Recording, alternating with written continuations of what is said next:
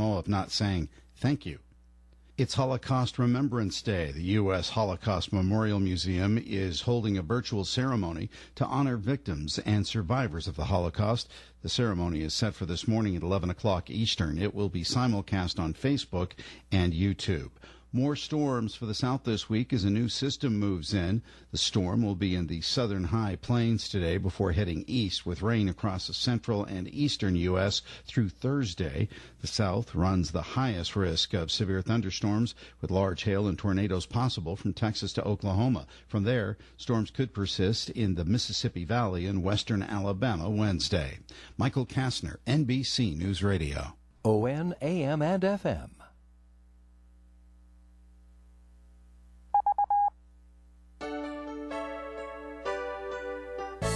Good morning and welcome to Coffee and, the longest-running panel discussion show in American radio. To make a comment or ask a question to the panel, call 401-766-1240 or email at joe@onesocketradio.com. And now let's join the Coffee and panel on ON 1240, WOON One Socket Radio. Yes, good morning to you. It is Coffee and time on ON, AM, and FM. Thank you for joining us this morning. My name is Joe Callahan, and joining me at the Coffee and table virtually is Linda Tebow from North Smithfield. Hi, Linda. Good morning to you. Good morning. And Ed Carew from the Carew Investment Group. Good morning, Ed. Good morning, everyone, on this beautiful day. Well, it's beautiful right now. We got some pretty funky weather coming in later this afternoon. Wind and rain. I'll deal with that later. Okay, right now it's great. That's right. Right now it's beautiful. All right, now it is beautiful. You're right. Time for our first message from the Carew Investment Group, Ed, so please take it away. Okay, thanks, Joe. Good morning, everyone. It's a challenging market out there, and we at the Carew Investment Group are here to help you with the best investment opportunities to achieve your goals. And you know what? We're right here in Woonsocket at 68 Cumberland Street. So call me, Ed Carew, or call Paul Carew at 765-8880 for a free no-obligation consultation and a review of your current holdings. That number again is 765-8880. Securities are offered through Bolton Global Capital, member FINRA and SIPC, and advisory services offered through Bolton Global Asset Management, a registered investment advisor. All right, Ed. Yeah, and speaking of bad things, I guess, on the markets, U.S. oil prices are below zero again. Wow. Well, that's going to end today. That's the May contract, the May futures contract that expires today. Okay. The West Texas Intermediate Crude Futures for May delivery turned negative in the early morning trading. So things will turn negative. Excuse me, they turned negative yesterday. They were down over $40 a barrel for a while. Yeah. Wow. Okay. Let's see. We're looking at 16.73 a barrel. This is according to our news source from about an hour or so ago. All right. We are looking at 16.28 right now. Wow. Okay. But do you see that going up because the contract expires today, the May contract? Hard to tell. I mean, there's too much oil coming out of the ground. You got to do something with it. Got to put it somewhere, right? Yeah, there's nowhere to put it. Was it Cushing, Montana? That's where Cushing, Oklahoma. That's where we have our big storage facilities. It's full. The Canadian storage facilities are full, and they're filling tankers off the coast. Now, there's still some tankers that could be filled, but the tankers are nowhere near where the oil comes out of, so they have to find a way to transport it. The pipelines are full. Wow. So, it's just too much. There's just too much oil. Then no place to put it, right? No place to put it. And when you buy a futures contract, it's 1,000 barrels of oil. That's what a futures contract is. And when you buy the May contract, which is why this is dropping so much yesterday and today, is that now it's the end of the contract, and so the people that you bought it from, the refiners or whoever you bought it from, are saying, okay, the contract is due today. Where do you want us to send the oil? And you said, I don't know. So now you're stuck. You're trying to get rid of this stuff as quickly as you can at any price that you can. And right now the price is negative. It's like, I'll take your oil if you pay me. You're right. Now, is it a situation where you got to put it somewhere, or else it basically spoils? Is that correct? Will it go bad? No, it won't go bad, but you still have to put it somewhere. Yeah. Well, don't the companies that are pumping it out of the ground, they must know we can't put it. We got nowhere to put it, but they keep pumping it out anyway? Well, they keep pumping it out because they figure it's probably more expensive for them to shut down the pipeline and to lay off all of these workers. And sometimes when you shut down a well, you can't restart it. It doesn't work properly. Sometimes it doesn't work at all. So they're just figuring it's better for us to continue pumping and hope for the best. I mean, this is the time for the strategic oil reserves to fill up. Yeah. But even that, there's still too much oil for that. Okay. Well, we'll see what's going to happen. We'll see what happens with that. We need to get to the very important issue of the day. Are you ready? Sure. Yes. Do you like the new Patriots uniform? Wow. New Patriots uniforms were unveiled yesterday. I did see it. Did you see? I saw it too. You know what? I wouldn't have known if it was a new uniform if somebody didn't point out at the beginning of the article that this is a new Patriots uniform. Then I realized that it was different. Other than that, Did you see it, Linda? I saw it. It didn't look very different to me. The only thing I noticed is on the it's a blue. I saw the blue jersey and the white and the home one. On the shoulders, there's some red stripes. Yeah. And also on the shoulders. That's a terrible beer, let me tell you. Is the Flying Elvis logos. I'm like, it looks exactly the same. And I'm like, well, all right, if that's what they want to go, I said, how does this affect me? And I go, well, it really doesn't. So. Yeah. Well, that's what there was a lot of hoopla about nothing, because to me it looked pretty much the same. Well, you know why they did this, don't you? Why? Sell jerseys? Oh, so they could sell different shirts. No? Exactly. Now that Brady's gone, they have to have a reason to sell a whole bunch of new jerseys and things. That's why they did it. Yeah. His name. Yeah. Yeah. It's funny because they didn't do it's not like they did a lot of research because these jerseys are they're their alternate jerseys that they've had for the last couple of years. And so they just brought it up to be primary jerseys. That's kind of like they had someone in the offices there crafting well, that's a bad pun. Coming up with a new design. New design. Yeah. It's still better than the Florida one, though.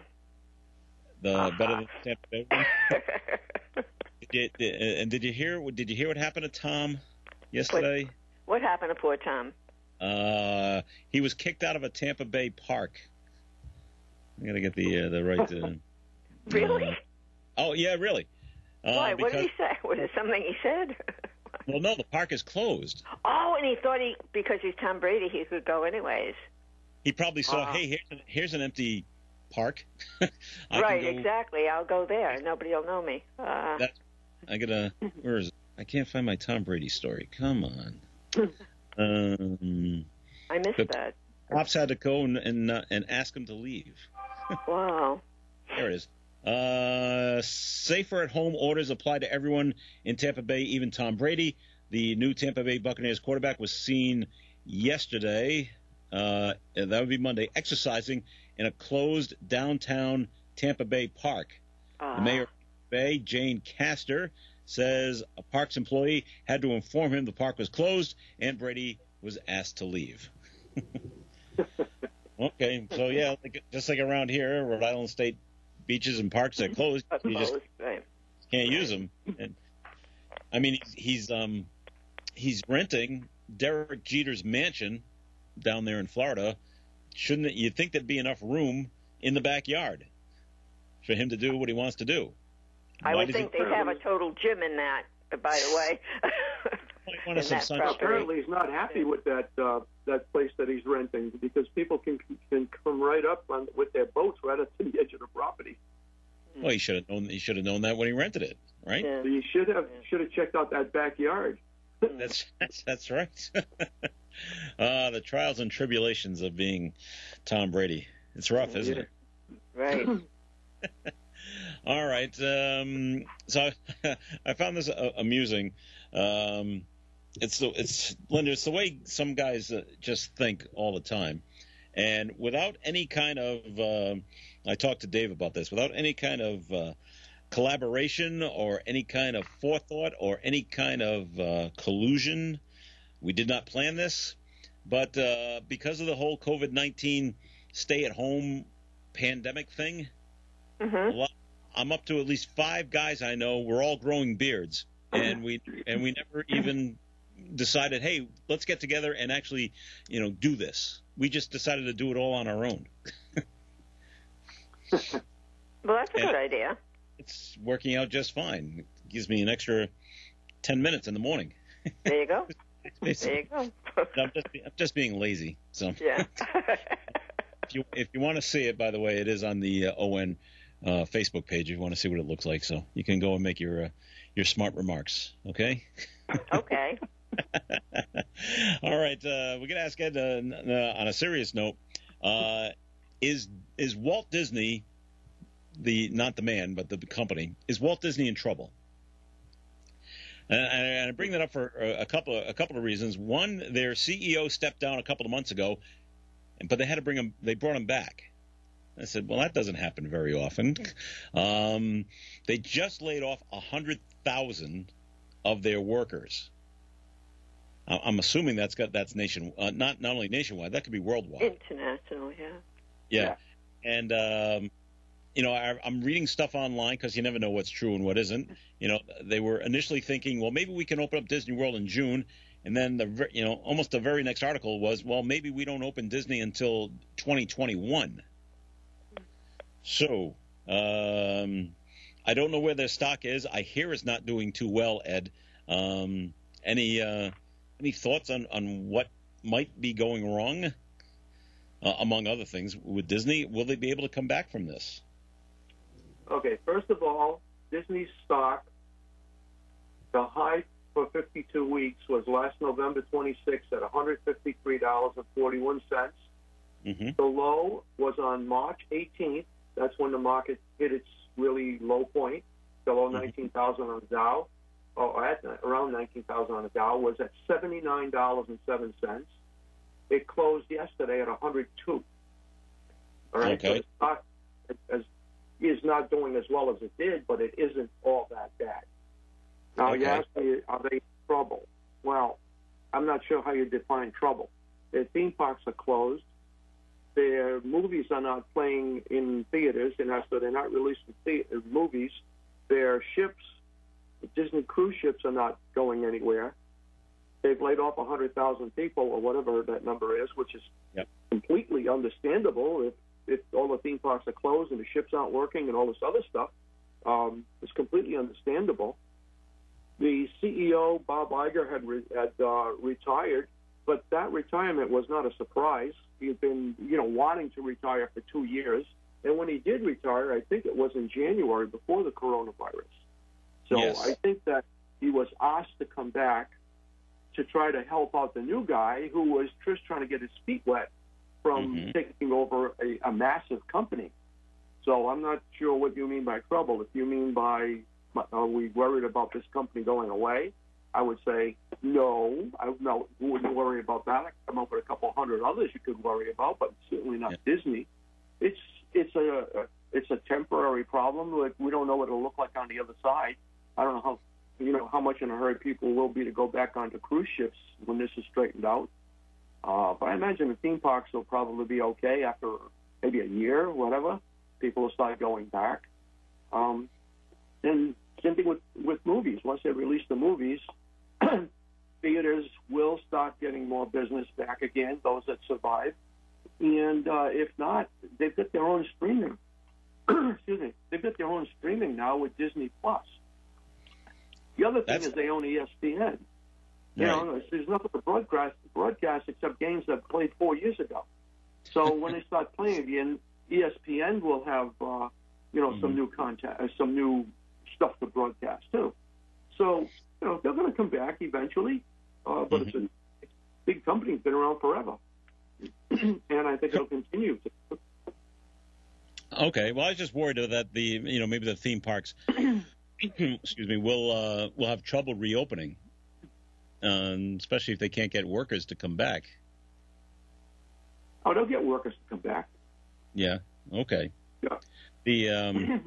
Their streaming service is doing, from what I hear, is doing very well. Yeah, it is, but it's only, you're not going to make on your streaming services at $6 a month or whatever it is what you made in your theme park. Sure. And on your cruise ships and everything. All right, one more Disney story. This is out of California. Some people just can't stay away from Disneyland, even if it's closed. Anaheim, California police say a man hopped the fence and ended up in the back lot of the park late Sunday night. He was spotted by a construction area near the Guardians of the Galaxy ride, where police say he might have been trying to take some equipment. So he was arrested, cited, and then was let go. So maybe they thought it would be since Disneyland was closed, maybe it'd be easier to try to rip something off, since not too many people would be there. But he got caught anyway. So that's out of California. What's that? That'll learn them. That'll learn them.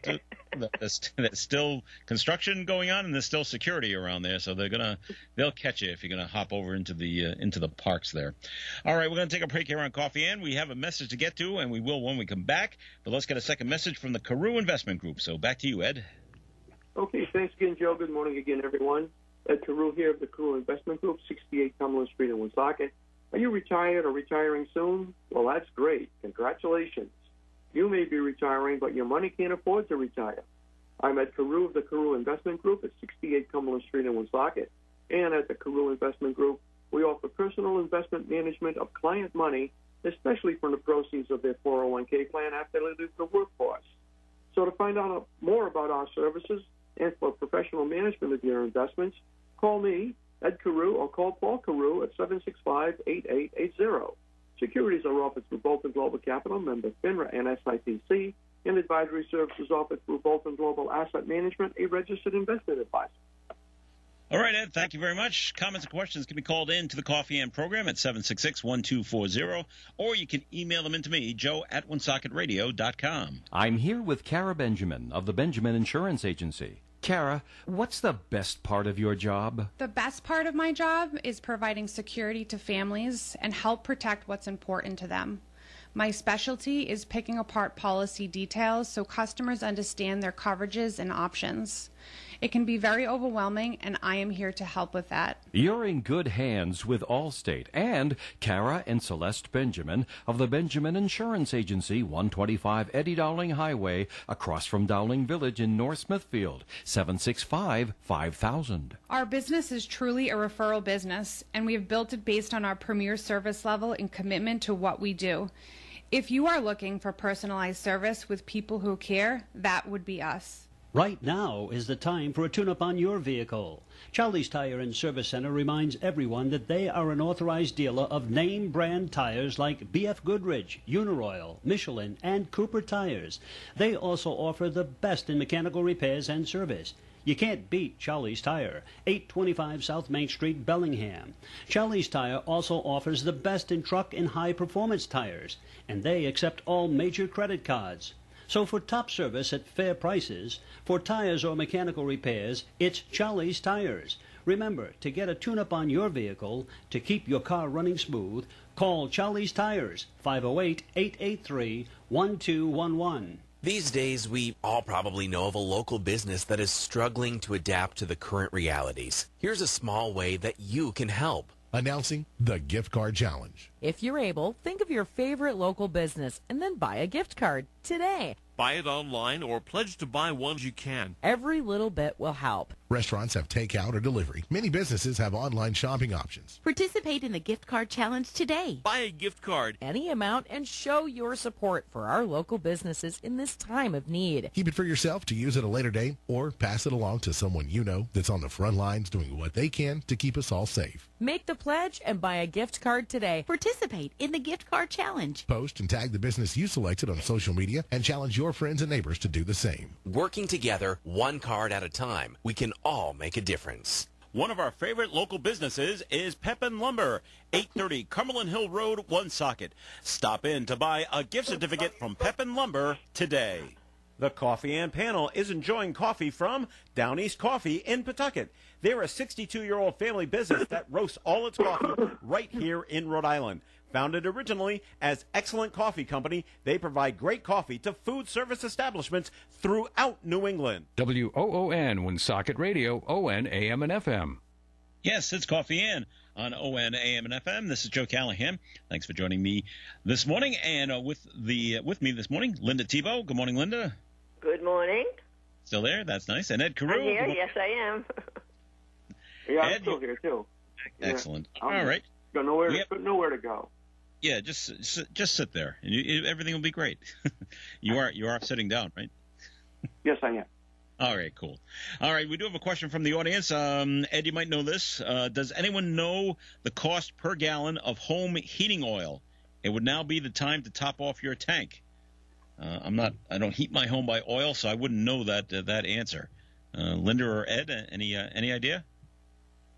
I can tell you that home heating oil is selling at wholesale for 79 cents a gallon right now. You can probably tack on $1 a gallon to that, but everybody's got a different cost, depending on when they bought it. Mm-hmm. If they bought oil that they're still delivering that they purchased 2-3 weeks ago, it would be higher. Yeah. And then full-service oil companies always charge more than the discounters. So, I'm thinking $2 a gallon, somewhere in that range is probably, you can probably find that price. Okay. Linda, do you heat your home with oil? Yeah, we do, but I can't remember we're on that automatic delivery, so I don't know I can't remember what the last one was, and I don't know.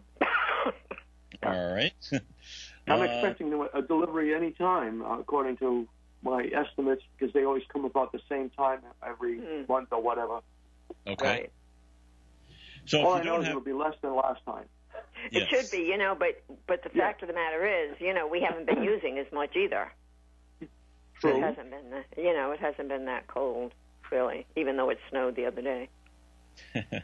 If you're not on automatic delivery, do you think now would be a good time to top off the tank, or do you think will oil prices keep going down? Hard to tell. Is it a good time to top off the tank? Yes. The same conditions exist. When did the guy get his oil? How long has he had it? What did he pay for it? Right. All of those things are going to go into what he's going to charge you. Right. Okay. So I guess it all Joe, depends. Can I ask Ed something about, when we were talking about the Federal Reserve? Because it was said on the, I think I heard on the news last night, that the president said we were going to buy up oil for the Federal Reserve. But if the Federal you said the Federal Reserve is full, so we can't. No, the strategic oil it's not full. They can still put in 75 million barrels. Oh, okay. So they could still some more could go in. Oh, okay. Yeah, when you said that, barrels, when you said there was no room, I said, well, then how are we going to buy some up? But okay, thank you. No. I was talking about the regular storage in Cushing, Oklahoma, in Canada, and the tankers that are sitting out in the ocean, holding oil. They say, we'll gladly hold your oil for you in our tankers for a fee. And that's what's going on. If you look at the stock prices of the oil tankers that store it, you're going to see that they're all near their 52-week highs. Okay, but there's still room in the Federal Reserve. From what I understand, you can still put in 75 million barrels. Oh, okay. Which sounds like a lot, but it's probably only 7 or 8 days worth of the excess oil that's being pumped right now. And how do you get it there? Okay. Thank you for clarifying that for me. All right. We do have another note to get to. And it just says, in yesterday's news in the Providence Journal, scientists are saying that the second wave of the coronavirus may hit harder than this first wave. Quotes from the scientists, it's unfortunately not unlikely that we may see a second wave or even a third wave. We shudder to think of that, but I think we have to be realistic. There is no crystal ball to look to because so many crucial pieces of information remain missing. Do you think that You think we're looking at a second wave coming at a later time and possibly a third? I didn't catch the first part of your question. I'm sorry. Yeah. First part was, according to the news in yesterday's Providence Journal, scientists are saying a second wave of this virus, of the coronavirus, may hit harder than the first. And they're quoted as saying, it's unfortunate, not unlikely, that we may see a second wave or even a third wave, and we shudder to think of that, but I think we have to be realistic. So are you thinking that, are you hearing, I guess, that a second wave or a third wave may hit? I heard that a couple of weeks ago, that a second wave of this coronavirus may come in the fall. I had heard that. I had heard that, too. But I don't know. Once again, we don't know what we don't know. My concern is that I think the governor is, I don't know if you watched our governor, and she already has 6 points in place before we start to gradually reopen. And my concern is that if we do that too soon, are we going to see a resurgence of what's here already? Especially when you see those large groups protesting and shoulder to shoulder and no masks, and that's my concern. That quite frankly, that's my concern. That's a lot of people's concerns, Linda. Yeah.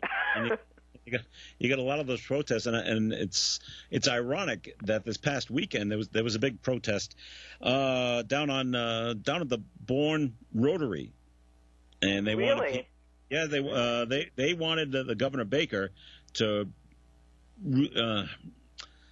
remove restrictions from Cape Cod, because there were very few cases of the coronavirus in Barnstable County, and now the news comes out today that a nursing home down there on the Cape has now like 60 cases. Right. You just never know when it's going to. In that protest, did they get out of their cars, or did they assemble? Yes, they did. Yeah. And that's the thing. That's like, that whole thing, with spring break and all those kids down there, and then they all got it. And then, by the way, they went home. And so I think we need to be cautious about that. I know there's supposed to be... I think for this weekend coming up, there's supposed to be a protest planned in Rhode Island.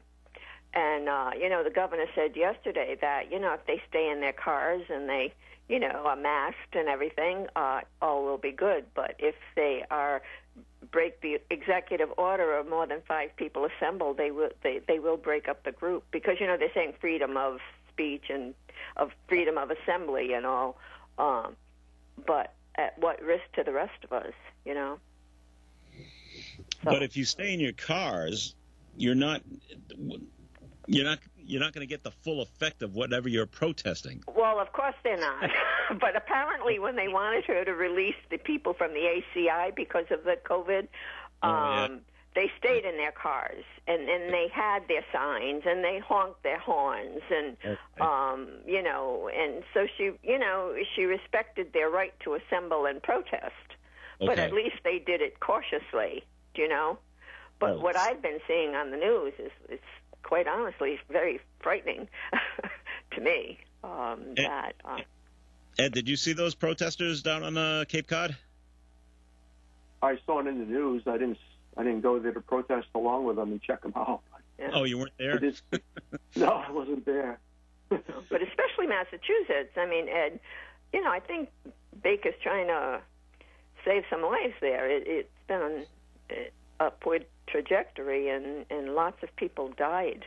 And especially with summer coming down on the Cape, and you start getting people coming in, and I'm sure that's what they're concerned about, the tourism that they're going to lose. But sure. People coming in from all over, and what are they going to bring with them? And and the nursing, I feel bad. The nursing homes are getting clobbered. Those poor people that are in there, if you had a mom and dad in there, very sad, very sad. They're the most vulnerable, and it's very sad what's happening in the nursing homes. Did you see that the state of Texas, and then there's another state, and I can't remember which one, but they're going to try to reopen the economy. Yep. I'm thinking, I don't know if that's the smartest idea No. at this time. No. Maybe they should listen to the federal government on this. Right, yeah.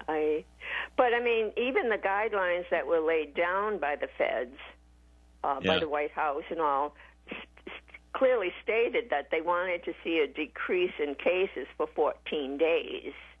Yeah. A steady decrease. Has that been happening? Well, not yet. Not yet. Then, and you have to have things in place so that if there's a resurgence, that you have to have the capacity, at field hospitals. And it was very clear what was laid down, and it makes sense. It makes sense, At least there's some scientific background to opening up the economy, Mm-hmm. But those states that are doing that, I think, is very frightening for the rest of us, by the way. Because we don't, no wall is going to stop that from moving around. It's not a wall high enough to do that. There's been some reports of, the coronavirus. Okay, we didn't have as many reported like yesterday. This is like in New York City. Right. So, okay, maybe we're starting to plateau. Right. But we're certainly not at that 14-day mark. Absolutely not. And nor is Rhode Island. Right. Nor is Rhode Island. According to the model that the governor's been using, we didn't even peak yet.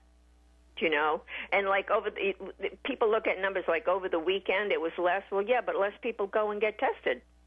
So of course, yep. The more people you test, the more people are going to be positive. That's how it works, and it keeps going up. And we always said it has to get worse before it gets better. Absolutely. You're right. Okay, we got to take a break here in the Coffee and program, and it's time for a look at the forecast. And the forecast is being brought to you by Allstate. So for today, we have sunny skies this morning, but the clouds are coming in this afternoon. Chance of showers and thunderstorms, showers and possibly thunderstorms after 3 p.m., and some of the storms could produce small hail and gusty winds.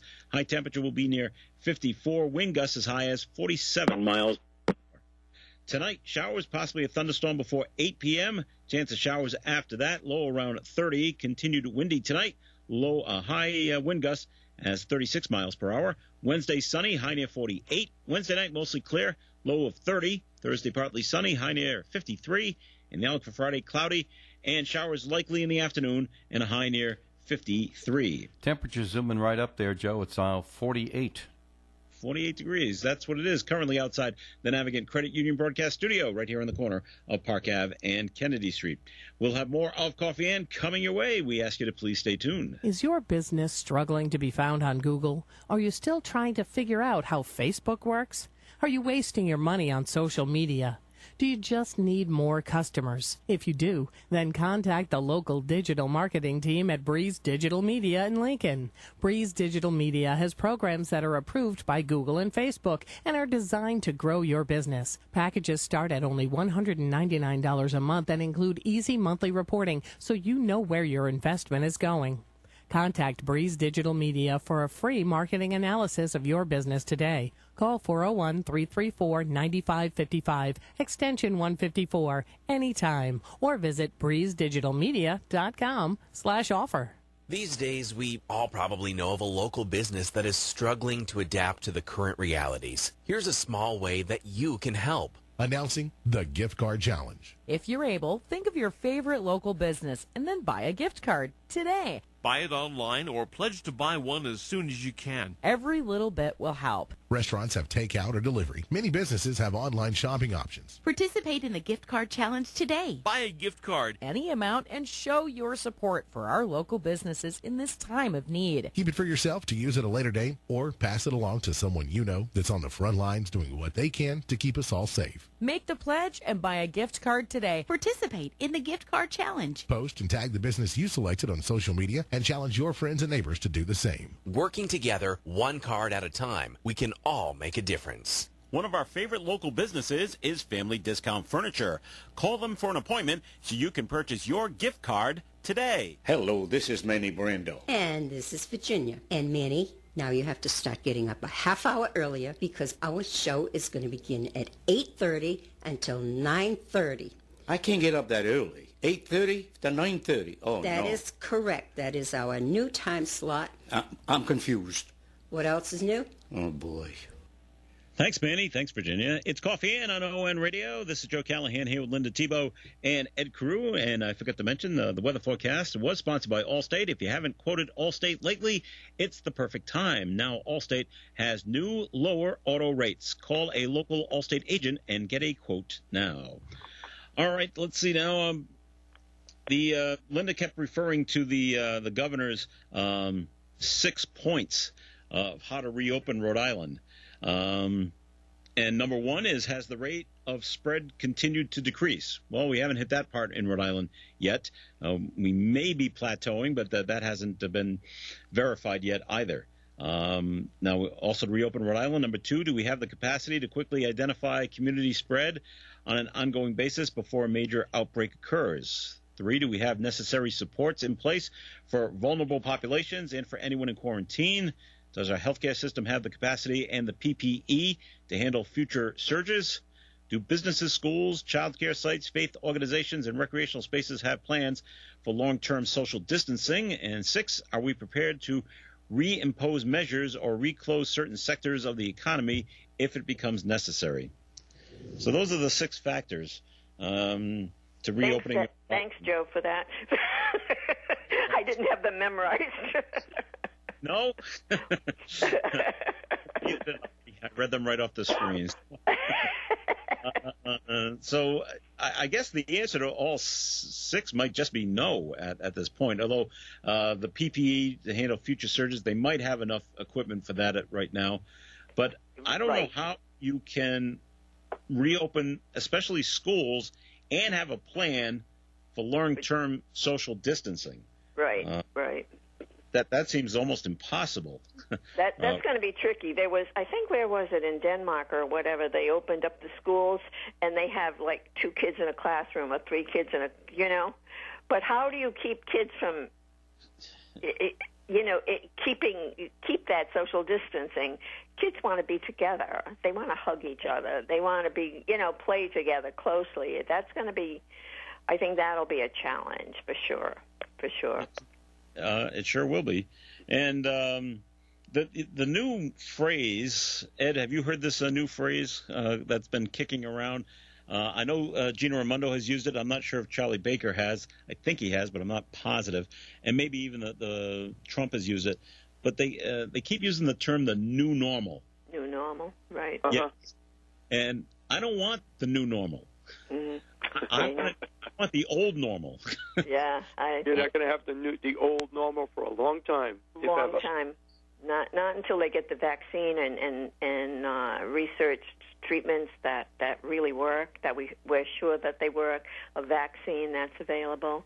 I think we're going to. I agree, Ed. The old normal is not going to happen for a long time. Right. Like in some situations, it won't come back. Mm. At exactly. all? Exactly. At all. Or much less. Right. I absolutely agree. And the thing is, and it was the governor referred to it yesterday. When they do, think about it. Restaurants make money because their dining rooms are full. Right. And there will be restrictions, I'm sure, when they open up, that they're going to probably have less, maybe half of what their restaurant holds, And is that going to be, I'm not the economist, Ed is, but will that, be enough to support the business, the staff, and all the things that go with a business, So I think we're going to see, and I think, Joe, we're going to have to get used to a new normal for a while. No, I don't like it. But I know some restaurants tried that at the very beginning, and we got to go back to late February. Right. And they removed half their tables and chairs, and said, "Let's try it this way."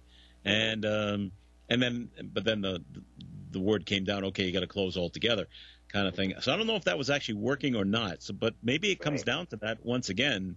Right. So exactly. Capacity's 100. Sorry, our capacity is only 50 now. Right. Exactly. And I'll tell you, even like what I do, working with the seniors at the senior center or wherever we go. So much of what we do when we have an exercise class, we can have 30 people in it. How do we choose which 10 can go? Or even with the congregate meal, we tried early on, when this first started, to put less than, they like 8 people on, with a friend sitting at a table. We tried cutting it down to 6, that everybody had a conniption. And then when we brought it down to 3, it was crazy. So things like that, Joe. I think it's going to be hard to get people used to a new normal for now. Well, it is, especially in restaurants. Let's say they don't remove their tables and they just try to make it easier. Okay, you can sit at every other table. So if you go to a restaurant, you see a lot of empty tables, but they're there for a reason. But people aren't going to like it. Well, you can have plenty of empty tables, but you can't sit there. You can't sit, or are people going to be afraid to go? Well, that's the thing. The last night that Jane and I went to Stone Forge, before the order that the restaurants had to close, they had already made changes. They had taken out half of the tables, spaced them further apart, and at the bar, which is where we normally sit, they had two bar stools and then a space, and 2 bar stools and then a space. Because it used to be all wall to wall, not wall to wall, but the whole length of the bar was full of bar stools. So they did that, and the place was not anywhere near half filled because people were afraid to go. I guess my point here is that when they say you can go, how long is it going to take for some people to say, "Oh, okay, it's okay to go back now"? A lot of them are just going to be afraid and not want to go back right away. It may take 6 months before that gets back to some semblance of what it used to be, whether you have all the tables there or not. Right. Absolutely. Absolutely. And, the governor referred to that yesterday. Even though opening up, a segment at a time, yeah. And the one that I think a lot of women, and maybe men too, and maybe that's why you're growing beards, guys, but, like a lot of women that color the gray, I'm not one of them, but they're like, I need my hairdresser, they're anxious, chomping at the bit to get the hairdressers, but that's a close contact. How do you do that, Unless you have to go and wear a mask, Yeah. Both of them could, I guess, but cut the strings on your mask. That's true. Right, exactly. Exactly. But those are all things that have to be thought about, given great thought before you say wave a magic wand and open up the economy. And I think if people aren't thoughtful and base things on science and have a plan with steps, that, the resurgence that people talk about in fall surely could happen, Oh, yeah, absolutely. Surely, I believe that. I really do, Well, from what I hear from go ahead, Joe.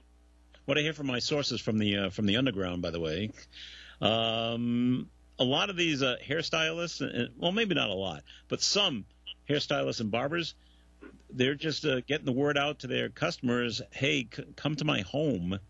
Right, yeah. Silently. Yeah. And they will just cut inside their home. And then you just, pay them under the table and be on your way. I'm sure that's happening. Yeah. And I think, too, that maybe they may, if they have clients that they're very close with and live near, they might be going to their homes as They talked about doing that as well. So, for myself, I don't color it, so I don't have to worry. I don't either. I know. Okay. We've earned these silver haircuts, hairs, whatever. Yeah. The other real big question is, the governor comes out with, do businesses have plans for long-term social distancing? But she also incorporates in their recreational spaces. So, do you have someone like lifeguards? Do you hire people to be the beach police? Mm-hmm. Say, okay, this group has to separate from that group because you're too close together. Right. Well, isn't that what they were doing down in Florida? Opening up, was it Florida that opened? No, it was Hawaii that opened up their beaches, but only so many in a crowd on this section, and so many there, and so many there. Did it work? Florida's reopened their beaches too. They are, huh? All of them, Ed, or just some of them? I don't know how many, but I heard that they reopened the beaches. They didn't specify a number, whether it's all or not all. Yeah, I saw the news. The thing that really bothers me is South Carolina and Georgia are reopening their gyms today. Yes. Are they? Yes, yes, they are. Now, do they have any rules, new rules that'll be in place? I'm sure that they'll do some kind of rule, but when you're in a gym and you're working out and sweating and all this other kind of stuff, absolutely, I would think that's not the best idea. And plus, how do you I'm not a big equipment person. I've never had a membership to a gym, but yet I exercise all the time. But how do you keep that equipment cleaned and sanitized between one person to the next?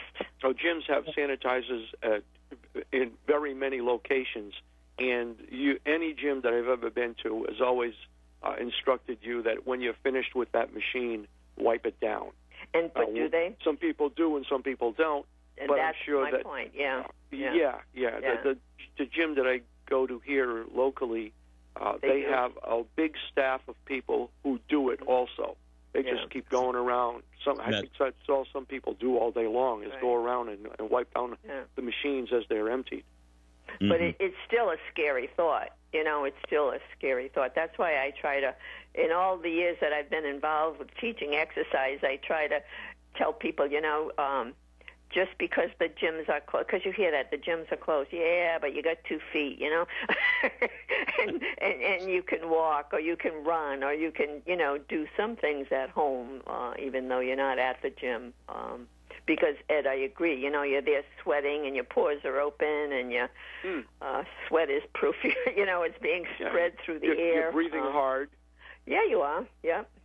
All of the above. All of the above. I wouldn't be going to a gym right now. I just wonder if the gyms down there, Ed, let's take the treadmills for an example. Will they shut off every other treadmill? So you can't. You sure they'll take some kind of. They'll take some kind of precautions, but they haven't said them. Yeah. I mean, that's just the treadmills. You can do that with the bicycles, I guess, but some people don't like using those, and they like using the free weights. And you are very close to one another when you're in usually that section of whatever gym you may be going to. So I don't know how you separate the people in that area. Well, I guess they'll try their best. What did you say? Georgia and South Carolina are opening up gyms? Yeah, both of them. Yeah. Okay.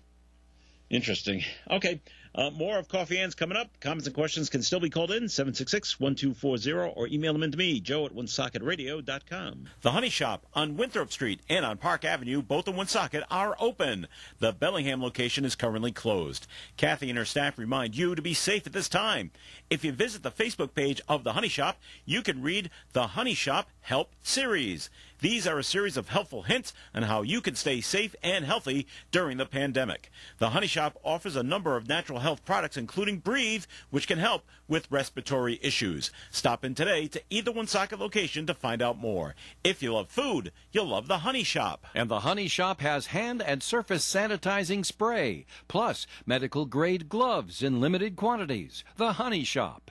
Well, the coronavirus restrictions certainly are changing the lives of everybody. That includes the folks at Chan's Fine Oriental Dining there on Main Street in Woonsocket. Now, Chan's, of course, no longer can have the Four Seasons banquet room with the special parties and all, and they certainly can't have the egg rolls and jazz, and they can't seat you in the dining room either because of restrictions. But Chan's has something that no other Chinese restaurant in the state has. A fantastic, easy-to-get-to drive-up window right in the back off Clinton Street. Now, you know how to get the Chan's from the Clinton Street parking lot. Well, right next to that is the drive-thru. And there's a sign right on the railroad trestle. Turn left, go right up in there. At Chan's, just call 765-1900 ahead, 765-1900. Great food from Chan's.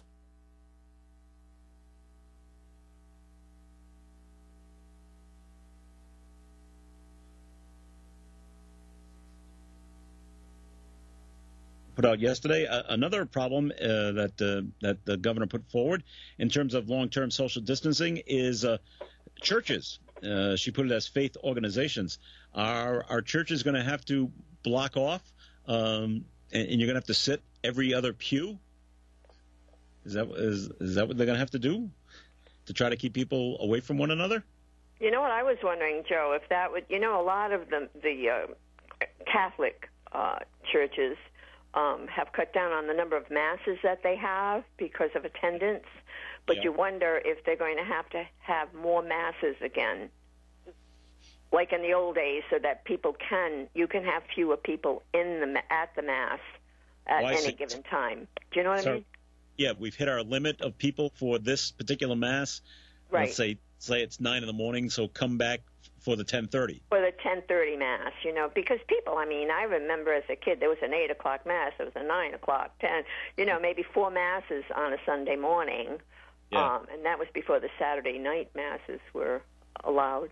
And so maybe, to help that situation, they might have to go back to that schedule again. Who knows? Quite possibly. You're right.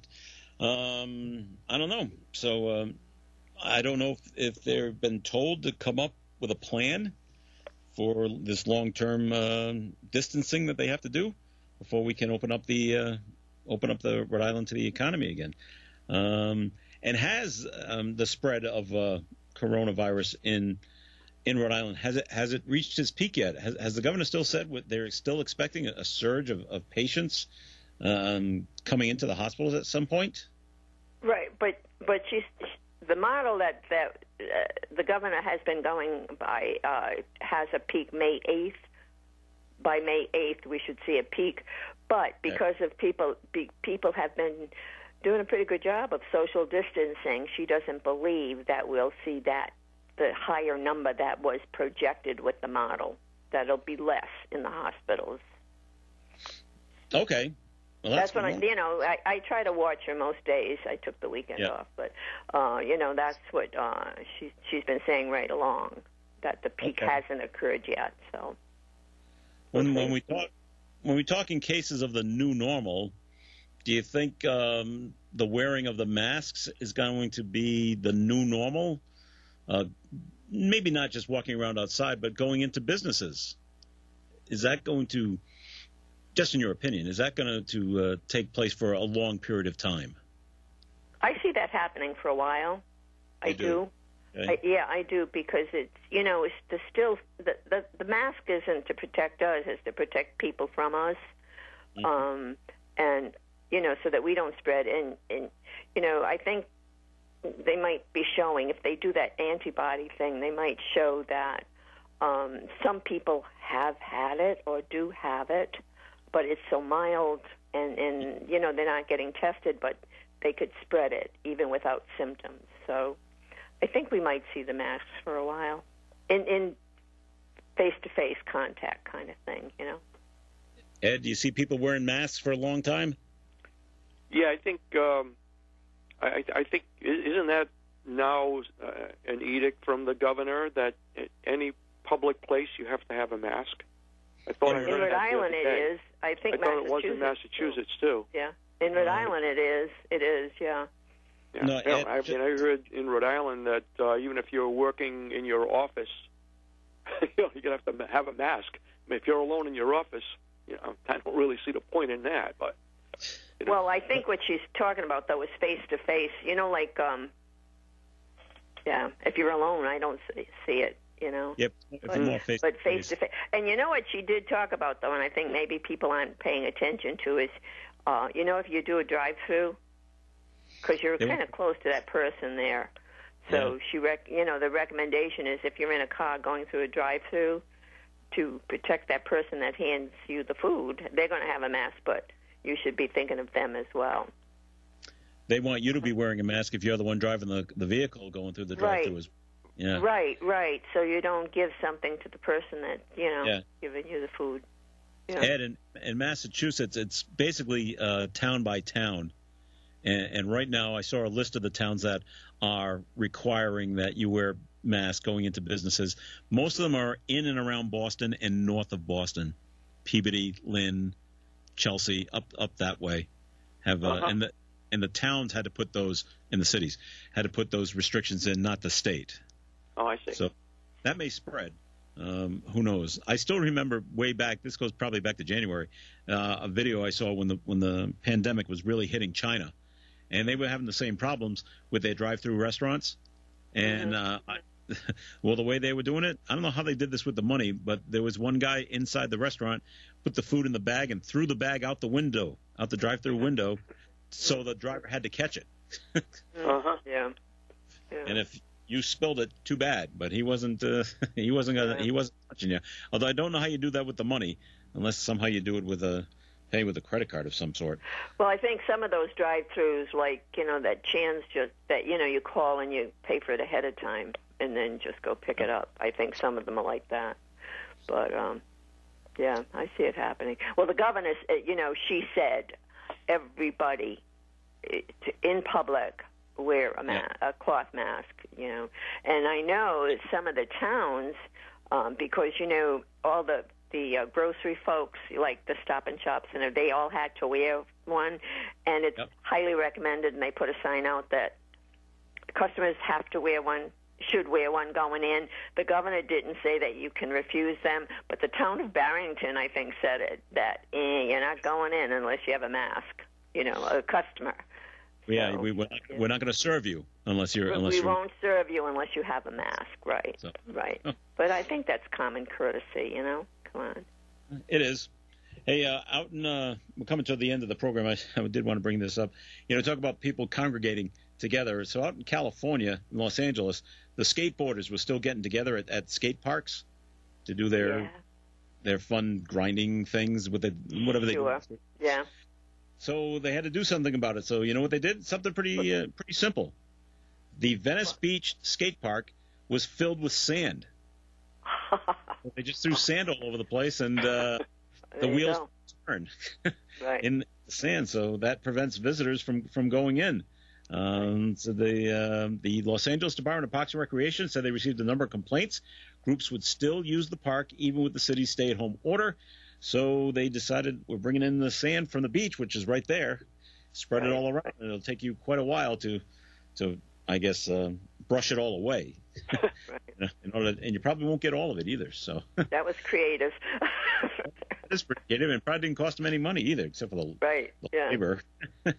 We did one note that's just been written into me here, Joe at OneSocketRadio.com.